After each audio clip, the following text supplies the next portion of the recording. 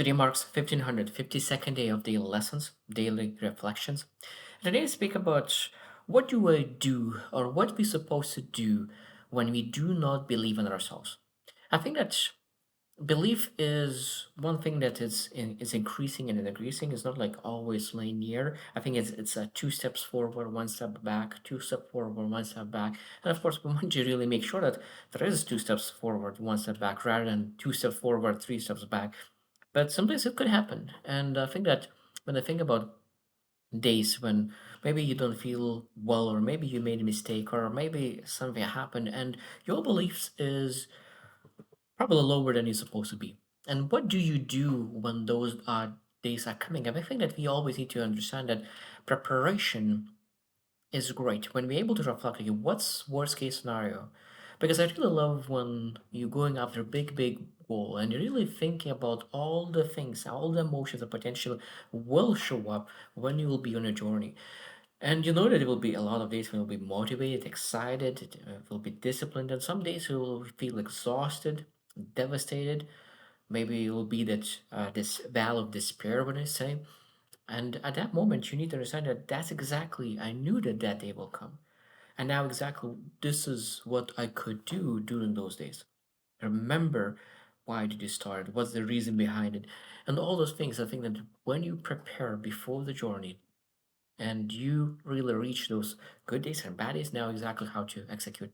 So today we'll share a list of things what we're able to do when when we going through a day that is tougher than usual. Maybe beliefs are not at the highest where it's supposed to be. At that moment, we able to like, what could they do during that day? Number one, and probably easiest, I stop negotiating with my feelings. That's exactly what you're able to say to yourself. I stop negotiating with my feelings because feelings will never allow us to achieve our success. A lot of times when we start a journey, we are inspired by our emotion, by our feelings, because we have that emotion that this is my call and this is my dedication. But sometimes that feeling disappears.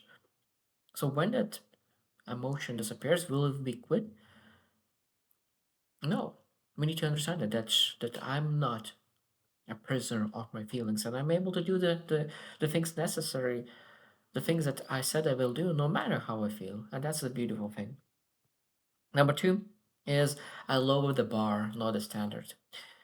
And I think that there's two bars that we always need to measure ourselves to. So one is the standard or a bar where we execute when we feel great and when we have smooth things in our lives. And there is a lot of things that adversity comes in, a challenge comes in, a lot of things come in, and it takes a lot of our energy, our capacity. At that moment, we're not able to exert our best. So we need to lower the bar and understand, okay, what is my bare minimum that I could do my best, even though that I'm not at my best. I do my best, even though I'm not at my best, and that's the lower bar. So that means that when I look into actions that I used to take, rather than maybe doing 15, maybe I'm able to do at least five, maybe at least four. How much you can do. And again, this is as much as you can. Number three is I do evidence based confidence. I think that sometimes we forget that we have evidence regarding our abilities because it's one thing is that sometimes we fail 1 day, 2 days, 3 days in a row, and then that our confidence, our courage, our beliefs could start to wither and it could start to go down. But when you really look into back and into your past events, past experiences, recent wins, recent experiences, you start to realize, okay, there's evidence. Evidence shows that even our effort shows that this is important for me and I'm willing to do things necessary. And again, one thing that I really love is that about really belief about good days and about bad days is that you're not able to quit on a bad day. All the time that you're able to quit is during the good day. And I think that's a beautiful thing. Number four is I shrink the timeline. So what it means is that you're supposed to exercise for an hour. I said, could I do for 10 minutes? Could I do for 15 minutes? And maybe you're writing a book and you used to write 1 hour a day. Maybe you said, could I write for 15 minutes? Could I write for 5 minutes? I used to read a book for an hour. Maybe you could read for 5 minutes. So that means that you shrink the time. You keep the habit, you keep routine, keep the process.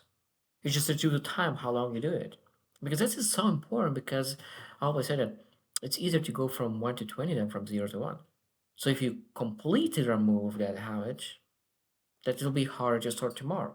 But if you set it to rather than 1 hour and a half, I will do 15 minutes, you still keep a routine, just allocated less time to it.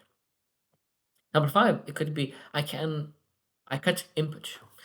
It might be that say that I every single day I do my inputs, the lessons, the education, the things that I could go, and then I do some kind of outputs, some kind of production.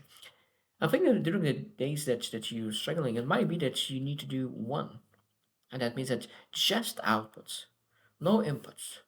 Maybe that because your capacity is quite low, so maybe we can remove the inputs. Or again, partly of removing, making sure that we remove all the negative inputs, so like scrolling, and then putting some positive inputs if you want to keep inputs. Number six, I move my body first. And I think that's extremely important is that when you are not feeling well, I think the key, the first try, the things that you can do is to exercise, move. Because I think sometimes just moving around and really elevating the energy of your body could save our day. Number seven, I talk to myself like a coach, not a victim. I think that's just very easy to self pity ourselves and see as a victim son and all this bad circumstances, bad luck, dark cloud over our heads. And it could be a lot of reasons to believe that. But what I learned is that helpful? Is that helpful to believe that you have a dark cloud above you? Would that improve your life? If not, then look at yourself like a coach and say, what could I do now to improve my life? What could I do now, right now? What could be? And I think that there's sometimes if you figure out that there's something that you, even though that could how doesn't matter how small it is, you're still able to do something. Number eight is accept that today might feel heavy and do it anyway. That's beautiful when you know that it will be extremely difficult, will extremely hard. You will go through uneasy moments, but you still choose so that I know that I'm willing to pay the price, no matter how hard it feels. I will do it because I made a decision that I will keep doing, no matter how I feel. And this again, this is knowing. I think that when you accept it, it will be difficult. It becomes much easier because when you expect it, it'll be easy, and it's hard. Of course, it's much more difficult at that moment. Number nine, I remember this uncomfortable truth, and that is it. If only I act when I believe myself, I will have a small life. I will live a small life because people could live a tremendous life. And like, it's an interesting book that I'm reading now. It's 38 Letters from Rockefeller.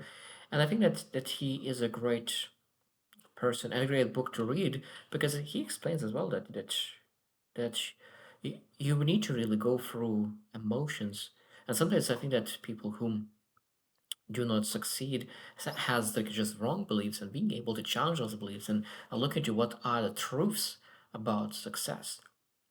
And he one mentioned that I just read as well that he loves being called greedy because greed is one of the aspects that the truth that if you are greedy, that means you want more, and every single person is supposed to want more.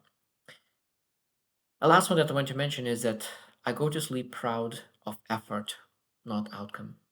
It's a beautiful thing when you think about your not every single day will provide some kind of outcome. Will not you will not be able to have outcomes every single day. You're not able to have results every single day, but what you're able to really control is your efforts. You're not able to control the outputs, the results, but you're able to control the efforts. So that means when you know that you controlled your part, you did your part, and you did your effort, and you put your self trust in that, you're able to be proud of yourself because you did what needs to be done. And I think that that's a beautiful thing when you're able to really proud of yourself of that.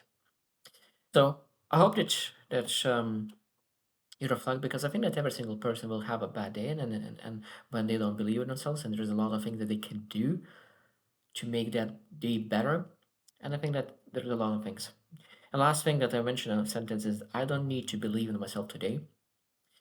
I just need to not betray myself. I think that's a beautiful thing. I said that I don't want to betray myself, and a lot of times betraying myself is just stopping routines that really moving me forward every single day. Even though I don't believe myself, I still keep doing those things because I know that's what every successful person do.